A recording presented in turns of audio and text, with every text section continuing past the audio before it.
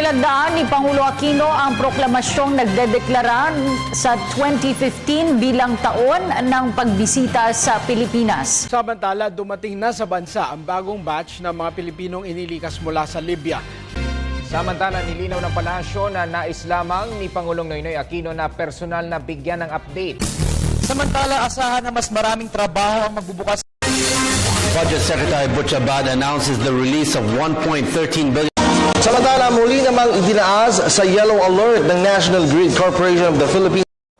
Samantala, inihayag ng mga makakaasa ang mga mamumuhunan sa Pilipinas na And there is a proposal to actively involve the National Food Authority in the campaign.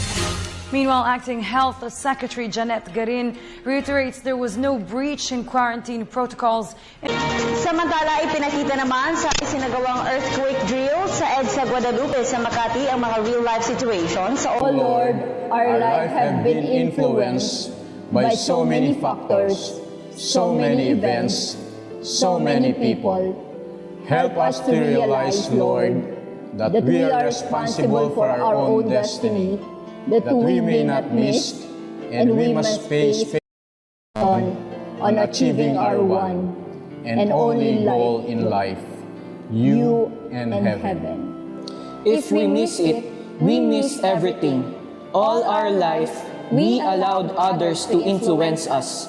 In all of this, we were not totally free. We want now to declare our independence. We want to exercise our right to choose you, but we need your grace to do it. We need your mercy for it. Oh Lord, you did it.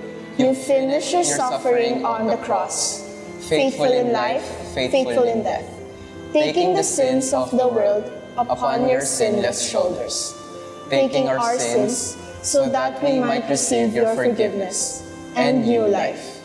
All praise to you, O Lord God, for finishing the work of salvation, for saving us. Amen. Kung nasa ng balita, ikaw at ang Liga ng Katotohanan, magkasama sa pagbabalitang walang kinikilingan. Walang pinoprotektahan, walang kasinungalingan, serbisyong totoo po lamang. Ako po si Vicky Morales. Ako naman, Arnold Clavio. Susunod ang Reporter's Notebook. Tampok ang issue ng Black Coral Smuggling. Hanggang bukas, sama-sama tayong magiging saksi.